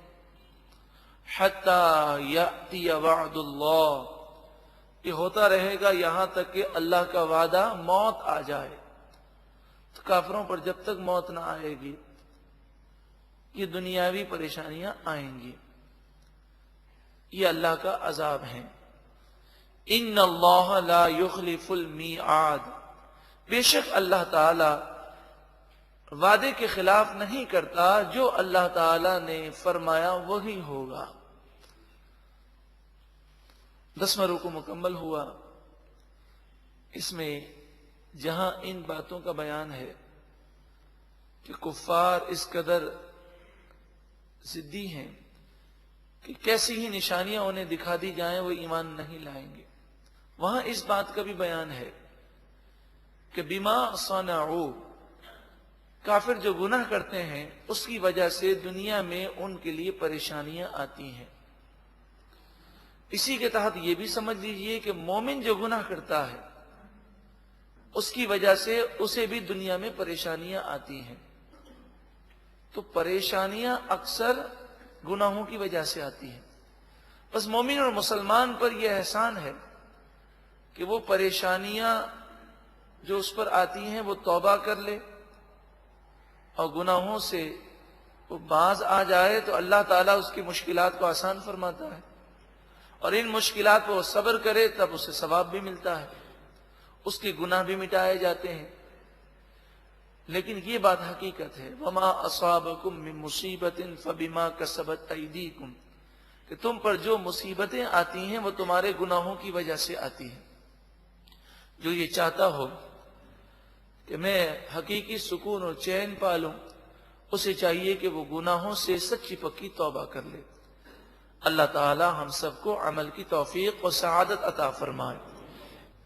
وَلَقَدِ اسْتُهْزِئَ بِرُسُلٍ مِّن قَبْلِكَ، اور بے شک آپ سے پہلے رسولوں کا بھی مذاق اڑایا گیا، ان کی توہین کی گئی۔ فَأَمْلَيْتُ لِلَّذِينَ كَفَرُوا، پس میں نے کافروں کو مہلت دی، کسی کو 50 سال، کسی کو 100 سال، کسی کو 200 سال، کسی کو 500 سال، کسی کو 950 سال، اور بعض کافروں کو 2,000 سال تک مہلت دی گئی، چونکہ بڑی لمبی لمبی عمریں پہلے ہوئی ہیں۔ تو اگر کوئی یہ خیال کرتا ہے کہ یہ کافر جو اللہ کے نافرمان ہیں، حضور کے بے ادب ہیں، تو ان پر عذاب کیوں نہیں آتا؟ آپ ذرا سوچیں کہ انہیں جو مہلت دی جا رہی ہے وہ پچھلی قوموں کے مقابلے میں تو بہت کم ہے۔ کسی کافر کی عمر 200 سال تک نہیں پہنچتی، وہ مشکل کوئی 70-80 سال کا ہوتا ہے، پھر تو مرنا ہے اور قبر و آخرت کے عذاب اٹھانے ہیں۔ اور جہاں تک تعلق ہے دنیا کے اندر، تو جس طرح یہ مسلمانوں پر ظلم کر رہے ہیں تو انہیں بھی سکون کہاں حاصل ہے، انہیں چین نہیں ہے، دن بدن ذہنی ٹینشن کا شکار ہو کر اپنے آپ کو پریشان کیے ہوئے ہیں۔ تو کافر کو بھی سکون نہیں ہے، اور جو ذہنی کرب ہے یہ مالی کرب سے زیادہ خطرناک ہے. ذہنی ٹینشن انسان کو دیمک کی طرح کھا جاتا ہے. فَأَمْلَيْتُ لِلَّذِينَ كَفَرُوا، بس میں نے کافروں کو مہلت دی. اگر 50 سال 100 سال 200 سال اگر انہیں مہلت مل جائے تو یہ اللہ تعالی کی طرف سے ڈھیل ہے. ثُمَّ أَخَذْتُهُمْ، پھر میں نے ان کافروں کو پکڑ لیا. فَكَيْفَ كَانَ عِقَابِ، پس بتاؤ میری پکڑ کیسی ہوئی، میرا عذاب کیسا تھا. کیا یہ اپنے آپ کو میرے عذاب سے بچا سکے؟ افمن هو قائم على كل نفس بما كسبت، ذرا بتاؤ کہ جو ہر جان کے گناہوں پر گواہ ہو اور نیکی پر بھی گواہ ہو، یعنی اللہ تعالی وہ ہر جان کی نیکی کو بھی جانتا ہے کہ کسی جان نے کسی جاندار نے کیا نیکی کی اور کیا گناہ کیا. وہ اللہ جو اس قدر علیم ہے اس کو چھوڑ کر بتوں کی پوجا کرنا کس قدر نادانی ہے. وَجَعَلُوا لِلَّهِ شُرَكَاءَ، اور ان کافروں نے اللہ کے لیے شریک ٹھہرائے. قل، اے محبوب آپ فرمائیے، سموہم، تم ان کے نام تو بتاؤ. اللہ جیسا کون ہو سکتا ہے، ذرا بتاؤ تو صحیح. کہ جس نے اللہ کی طرح آسمان بنایا ہو، زمین پیدا کی ہو، ساری مخلوق کو پیدا کیا ہو، تو اللہ کو چھوڑ کر ان بتوں کی پوجا کرتے ہو. ام تنبئونہ بما لا يعلم فی الارض، یا تم اللہ کو اس بات کی خبر دیتے ہو جو وہ زمین میں جانتا نہیں ہے. مراد یہ ہے کہ جس کا وجود ہی نہیں اس کا تم دعویٰ کرتے ہو. پوری زمین میں کوئی ایسا نہیں جو اللہ کے برابر ہو اور تم اس کا دعویٰ کرتے ہو. ام بظاہر من القول، یا تم اوپری اوپری باتیں کرتے ہو. تمہارا ضمیر خود ملامت کرتا ہے کہ اس بات کی کوئی اصل نہیں ہے. بل زین للذین کفروا مکرہم، بلکہ کافروں کے لیے ان کے مکر آراستہ ہو گئے. یہ ان گناہوں کو بہت اچھا سمجھتے ہیں. وَصُدُّوا عَنِ السَّبِيلِ، اور وہ سیدھے راستے سے روک دیے گئے. وَمَن يُضْلِلِ اللَّهُ فَمَا لَهُ مِنْ هَادٍ، اللہ جس سے ناراض ہو کر اسے گمراہ کر دے پس اسے کوئی ہدایت نہیں دے سکتا. لَهُمْ عَذَابٌ فِي الْحَيَاةِ الدُّنْيَا، ان کے لیے دنیا کی زندگی میں عذاب ہے. یہ ہم ابھی سن چکے کہ مومن پر جو تکلیف آتی ہے یہ تکلیف اللہ کا عذاب ان معنوں میں نہیں ہے کہ اگر وہ صبر کرے تو اسے ثواب ملتا ہے، اس کے درجات بلند ہوتے ہیں. کیونکہ عذاب پر صبر کرنے سے کوئی ثواب نہیں ملتا. تو مومن پر جو تکلیف آتی ہے وہ گناہوں کو مٹانے کے لیے ہے. جہاں تک کافر کے لیے دنیا میں جو تکالیف ہیں، جو مشقتیں ہیں، جو یہ حصول دنیا کے لیے بھاگ دوڑ کرتے ہیں، یہ تمام کا تمام اللہ کا عذاب ہے ان پر، کیونکہ آخرت میں انہیں کوئی صلہ نہیں ملے گا. وَلَعَذَابُ الْآخِرَةِ أَشَقُّ، اور آخرت کا عذاب ضرور بہت سخت ہے. وَمَا لَهُم مِّنَ اللَّهِ مِن وَاقٍ، اور ان کافروں کے لیے اللہ کے مقابلے میں کوئی بچانے والا نہیں ہے.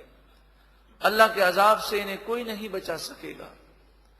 مَثَلُ الْجَنَّةِ الَّتِي وُعِدَ الْمُتَّقُونَ، اس جنت کی مثال جس کا وعدہ متقی لوگوں سے کیا گیا.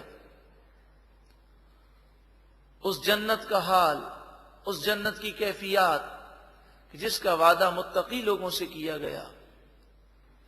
تجری من تحتها الانہار، یہ وہ جنت ہے کہ جس کے نیچے نہریں رواں دواں ہیں. جنت وہ واحد مقام ہے جہاں کوئی ٹینشن نہیں، کوئی فکر نہیں، کوئی پریشانی نہیں. ورنہ دنیا کا کوئی کروڑ پتی آدمی بھی ہو، وہ بھی فکر اور پریشانیوں سے محفوظ نہیں ہے. اکلھا دائم وظلھا، ان کے میوے یعنی جنت کی خوراک، جنت میں غذا، جنت کی نعمتیں. اکل سے مراد پھل بھی ہیں، دیگر غذائیں بھی ہیں، اور ظل سے مراد سایہ ہے. تو جنت کے سائے اور جنت کی نعمتیں اور جنت کی غذائیں، جنت کے پھل دائم ہیں، ہمیشہ ہمیشہ رہنے والے ہیں. وہاں ایسے بڑے بڑے درخت ہوں گے. فرمایا کہ اس درخت کے سائے میں اگر جنتی گھوڑے پر سوار ہو کر 100 برس تک اگر دوڑتا رہے تو وہ سائے سے باہر نہ نکل سکے. اتنے بڑے درخت ہوں گے. جو ایک مرتبہ سبحان اللہ کہتا ہے اس کے لیے جنت میں ایسا ہی بڑا درخت لگایا جاتا ہے. اب یہاں تو ہم سبحان اللہ، الحمدللہ، اللہ اکبر یہ کلمات کہنے میں شاید اتنی کوشش نہ کریں، لیکن یہ بات یاد رکھ لیجئے کہ جنت میں جو بھی گیا اسے اس بات پر حسرت ضرور ہوگی کہ اگر کوئی لمحہ اس نے اللہ کے ذکر کے بغیر اور اللہ کی یاد کے بغیر گزارا ہوگا تو اسے افسوس ضرور ہوگا. مثلا ایک سبحان اللہ پر ایک درخت لگ جاتا ہے تو وہ یہ خیال کرے گا کہ یہ مجھے 1000 درخت ملے جنت میں، اگر میں زیادہ کہتا تو مجھے 1,00,000 درخت مل جاتے. تو وہاں جنت میں پہنچنے کے باوجود بھی وقت کو ضائع کرنے کا افسوس ضرور ہوگا. ایک مرتبہ محبت کے ساتھ کہیے سبحان اللہ. اللہ تبارک و تعالی اس سبحان اللہ کی برکتوں سے ایسا مالا مال فرمائے کہ جنت بھی عطا فرمائے اور جنتی درخت بھی عطا فرمائے. تلک عقبی الذین اتقوا، یہ ان لوگوں کا انجام ہے جنہوں نے تقوی اختیار کیا، گناہوں سے اپنے آپ کو محفوظ رکھا. وعقبی الکافرین النار، اور کافروں کا انجام جہنم کی آگ ہے. والذین آتیناہم الکتاب یفرحون بما انزل الیک، وہ لوگ جنہیں ہم نے کتاب یعنی قرآن مجید فرقان حمید عطا کیا، یفرحون وہ خوشیاں مناتے ہیں، بما انزل الیک اس قرآن پاک پر جو ہے محبوب آپ کی طرف نازل کیا گیا. یقیناً یہ اللہ تعالی کی بہت بڑی نعمت ہے کہ ہمیں وہ پیارا کلام عطا فرمایا جو ہمارے دل کے زنگ کو دور کر دیتا ہے، دل کو منور کر دیتا ہے، جو ہمیں گمراہی سے بچانے والا اور جنت میں لے جانے والا ہے. وَمِنَ الْأَحْزَابِ مَن يُنْكِرُ بَعْضَهُ، اور بعض گروہ ایسے ہیں کہ جو اس کتاب کا ایک حصہ نہیں مانتے، یعنی اس قرآن کا انکار کرتے ہیں. ایک آیت کا انکار یہ بھی کفر ہے اور پورے قرآن کا انکار یہ بھی کفر ہے. قل اے محبوب آپ فرمائیے انما امرت ان اعبد اللہ ولا اشرک بہ، مجھے تو یہی حکم ہے کہ اللہ کی بندگی کروں اور اس کا شریک نہ ٹھہراؤں. الیہ ادعو، میں تمہیں اللہ کی طرف بلاتا ہوں. وَإِلَيْهِ مَآب، اور اللہ ہی کی طرف میں رجوع کرتا ہوں. وَكَذَلِكَ، اور اسی طرح أَنزَلْنَاهُ حُكْمًا عَرَبِيًّا، ہم نے عربی حکم کو نازل کیا. عربی حکم سے مراد قرآن پاک ہے. قرآن پاک کا ایک نام حکم بھی ہے. حکم ان معنوں میں کہ اس قرآن پاک میں اللہ کی طرف سے احکام دیے گئے ہیں، حکم دیے گئے ہیں.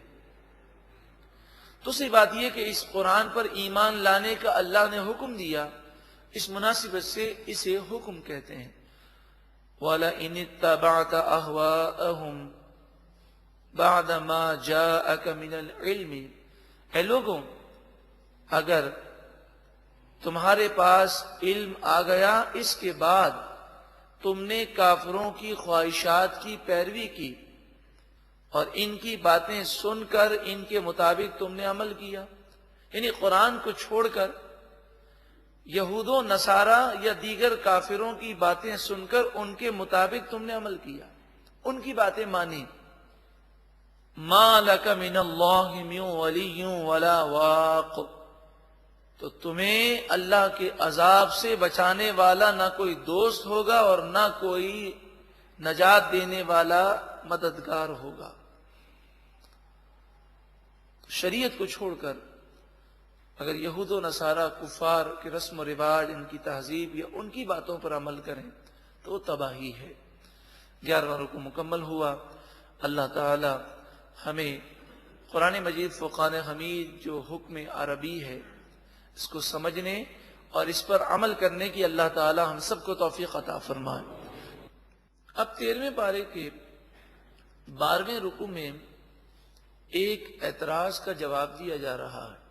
یہ بات تو ہم جانتے ہیں کہ انبیاء علیہم الصلاۃ والسلام بشر ہوتے ہیں، لیکن اللہ تبارک و تعالی ان پر کرم فرماتا ہے اور انہیں اس طرح تخلیق فرماتا ہے کہ وہ گناہ نہیں کر سکتے، معصوم ہوتے ہیں۔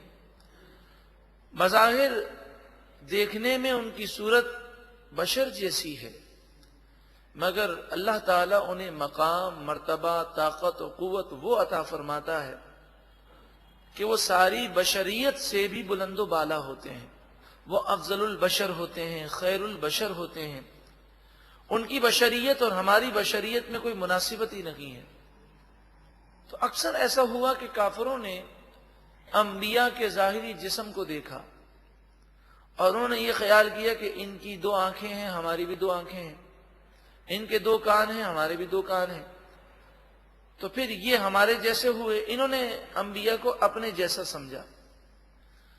تو جگہ جگہ قرآن پاک میں بتایا گیا کہ وہ دیکھنے میں بشریت میں تو ایک جیسے ہیں، مگر مقام و مرتبے اور طاقت و قوت کے اعتبار سے تم میں اور ان میں بہت بڑا فرق ہے۔ تو وہ اس وجہ سے گمراہ ہوئے کہ انہوں نے اعتراض کیا کہ جب ان کی بھی 2 آنکھیں ہیں، ہماری بھی 2 آنکھیں ہیں، تو انہیں جبریل نظر آتے ہیں، ہمیں نظر کیوں نہیں آتے؟ یہ اللہ کے کلام کو سن لیتے ہیں، ہمارے بھی 2 کان ہیں، ہم کیوں نہیں سنتے؟ تو انہوں نے نبی کے برابر اپنے آپ کو سمجھا، اور جو اپنے جیسا بشر نبی کو سمجھے تو یہ گمراہی ہے۔ اسی گمراہی کی وجہ سے کافر ایمان لانے سے محروم رہے۔ پھر دوسرا یہ اعتراض کرتے کہ یہ کیسے رسول ہیں، کیسے نبی ہیں کہ انہوں نے نکاح بھی کیا، ان کی اولاد بھی ہے، دنیاوی معاملات بھی وہ حل کرتے ہیں۔ تو فرمایا گیا کہ اس سے پہلے جو رسول بھیجے گئے وہ بھی نکاح بھی انہوں نے فرمائے ہیں، دنیاوی معاملات بھی حل کیے ہیں۔ اصل میں بات یہ ہے کہ نبی اور رسول کی زندگی ہمارے لیے نمونہ ہوتی ہے، ہمارے لیے سیمپل ہوتی ہے، ہمارے لیے مثال ہوتی ہے، تاکہ ہم اس زندگی کے مطابق اپنی زندگی بسر کریں۔ اگر وہ نکاح نہ کریں، اگر وہ دنیاوی معاملات کو حل نہ کریں، وہ بزنس نہ کریں، وہ نہ کھائیں نہ پئیں نہ سوئیں، تو آپ بتائیے کھانے کے لیے، پینے کے لیے، سونے کے لیے، نکاح کے معاملات کے لیے، گھر بار چلانے کے لیے، بزنس کرنے کے لیے ہم کہاں سے رہنمائی حاصل کریں گے؟ لَقَدْ كَانَ لَكُمْ فِي رَسُولِ اللَّهِ أُسْوَةٌ حَسَنَةٌ، رسول اللہ صلی اللہ علیہ وآلہ وسلم کی زندگی میں تمہارے لیے بہترین نمونہ ہے، آپ کی زندگی تمہارے لیے ایک مثال ہے۔ نبی اکرم صلی اللہ علیہ وآلہ وسلم آپ نے اپنی طاقت کا اظہار بھی کیا اور لوگوں کے لیے مثال بن کر دکھایا بھی۔ جیسے اس کی ایک مشہور مثال ہم یہ دیتے ہیں کہ نبی اکرم صلی اللہ علیہ وآلہ وسلم 2 دن سے بھوکے ہیں، یا 3 دن سے آپ نے کھانا نہیں کھایا، تو بھوک کے آثار چہرے پر نظر آ رہے ہیں، پیٹ پر آپ نے 3 پتھر باندھے ہوئے ہیں، یہ لوگوں کے لیے مثال ہے کہ کیسے بھی حالات ہوں تمہیں دین پر ثابت قدم رہنا ہے۔ اور دوسری طرف دیکھیں تو نبی اکرم صلی اللہ علیہ وآلہ وسلم، امام بخاری علیہ رحمہ لکھتے ہیں کہ آپ صوم وصال رکھتے۔ صوم وصال کے معنی یہ ہیں کہ نہ سحری کرتے نہ افطار کرتے، مسلسل روزے رکھتے، 2 مہینے 3 مہینے تک، اور آپ پر کوئی بھوک کے آثار نہ ہوتے۔ وہ مثال کے لیے نہیں، وہ اپنی طاقت کے اظہار کے لیے۔ مثال تو وہ ہے کہ 3 دن کی بھوک ہے تو پیٹ پر پتھر ہے، یہ ہمارے لیے مثال ہے۔ اور کوئی اپنے جیسا بشر نہ سمجھے ان کے مقام و مرتبے اور ان کی طاقت، تو اپنی طاقت کا اظہار آپ نے اس طرح کیا کہ 3 مہینے کے روزے۔ اب صحابہ کرام کی عادت کریمہ کہ جو حضور کرتے وہ ان کی ادا کو ادا کرتے۔ صحابہ کرام نے جب اطلاع ملی کہ حضور 2 مہینے سے روزے سے ہیں، 2.5 مہینے سے روزے سے ہیں، تو صحابہ نے بھی روزے رکھنے شروع کر دی۔ 4-5 دن ہوئے، نہ سحری کیا نہ افطار کیا، مسلسل۔ اب ہوتا یہ کہ جب نماز کھڑی ہوتی تو کبھی کوئی صحابی دائیں طرف گر جاتے اور بے ہوش ہو جاتے، کبھی کوئی بائیں طرف گر کے بے ہوش ہو جاتے۔ جب مسجد نبوی شریف میں آتے تو حالت یہ ہوتی کہ دیوار کے سہارے وہ چلتے پھر بھی گر جاتے، غشی طاری ہو جاتی۔ تو نبی اکرم صلی اللہ علیہ وآلہ وسلم نے فرمایا کہ یہ تمہارا حال کیوں ہو گیا ہے، یہ حال کیسے ہوا؟ تو انہوں نے کہا کہ ہم آپ کی ادا کو ادا کر رہے ہیں، آپ 2 مہینے سے 2.5 مہینے سے روزے سے ہیں تو ہم نے بھی مسلسل روزے رکھنے شروع کی، نہ سحری کر رہے ہیں نہ افطار کر رہے ہیں، تو 3-4 دن میں ہماری یہ حالت ہو گئی۔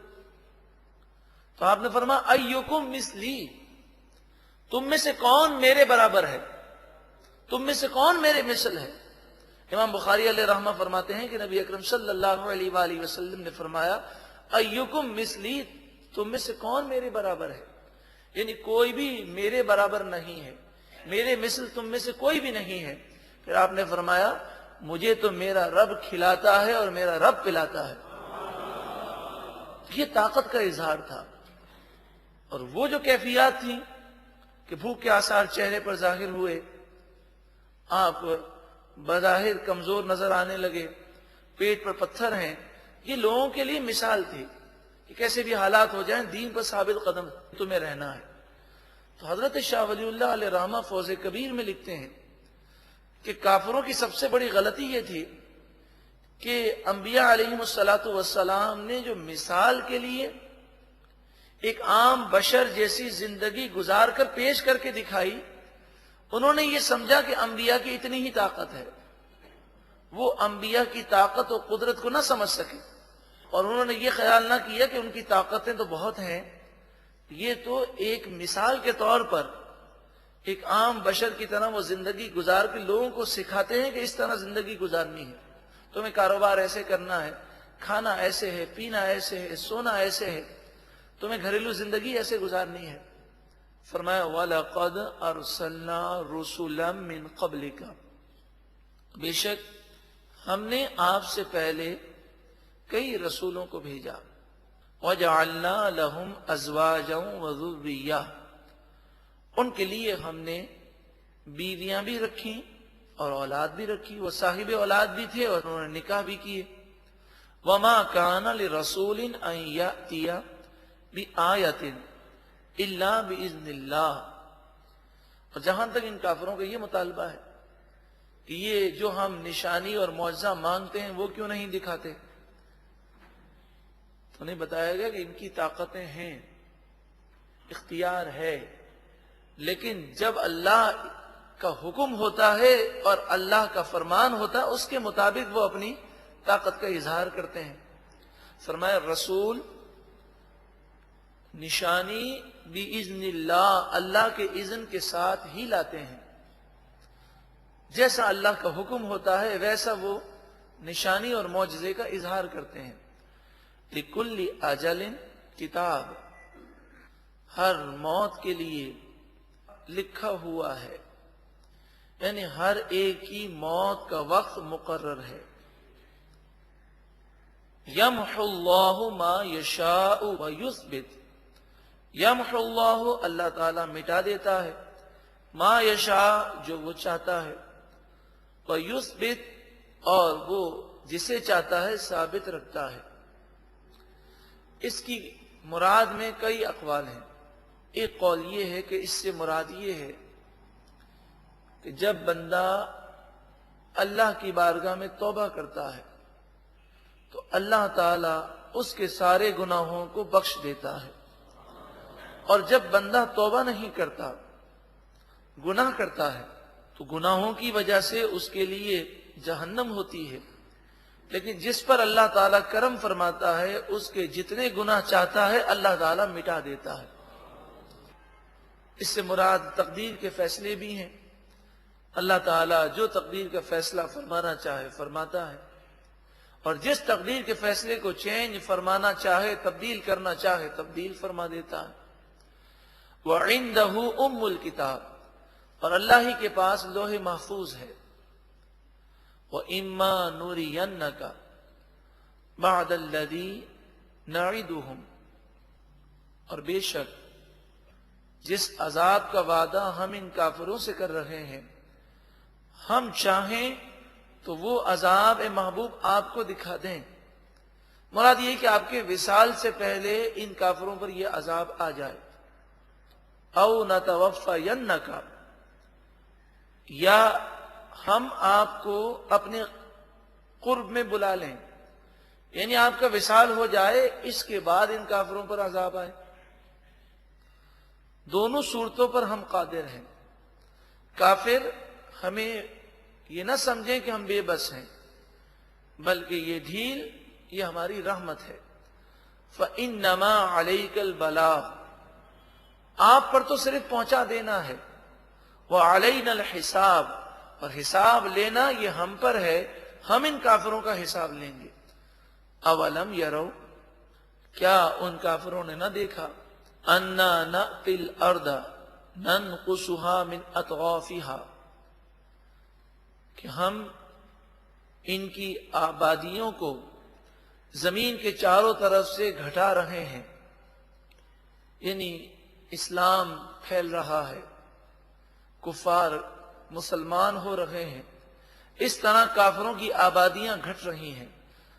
تو نبی اکرم صلی اللہ علیہ وآلہ وسلم جب تشریف لائے اور آپ نے اسلام کی دعوت دی، ابتدا میں 4 افراد ایمان لائے، باقی سب کافر تھے۔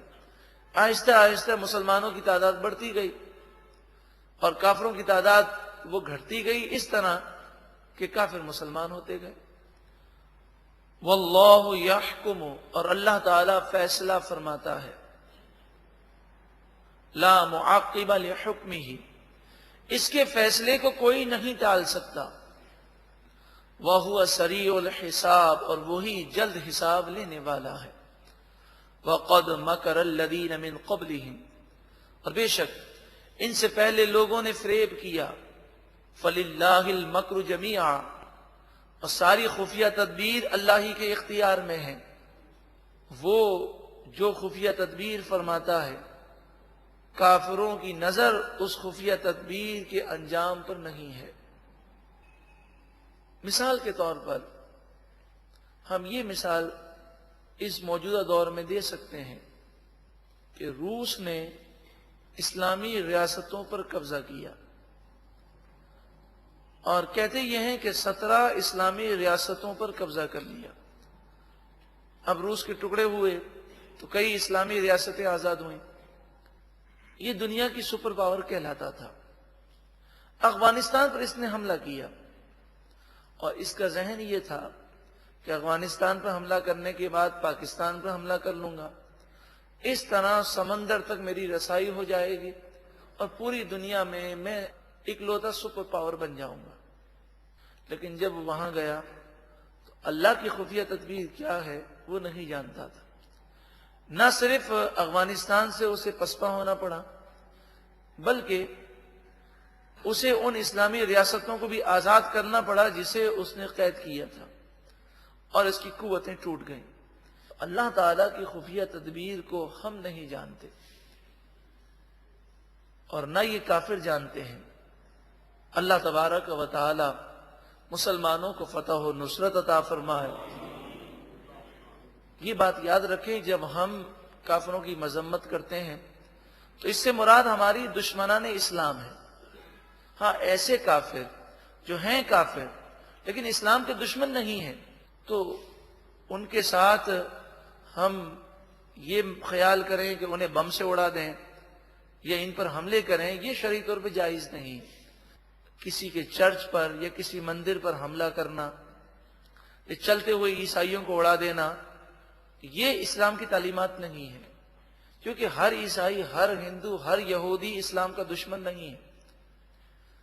جو اسلام کا دشمن ہے، خصوصاً دشمنان اسلام کی افواج، وہ ہماری مراد ہے۔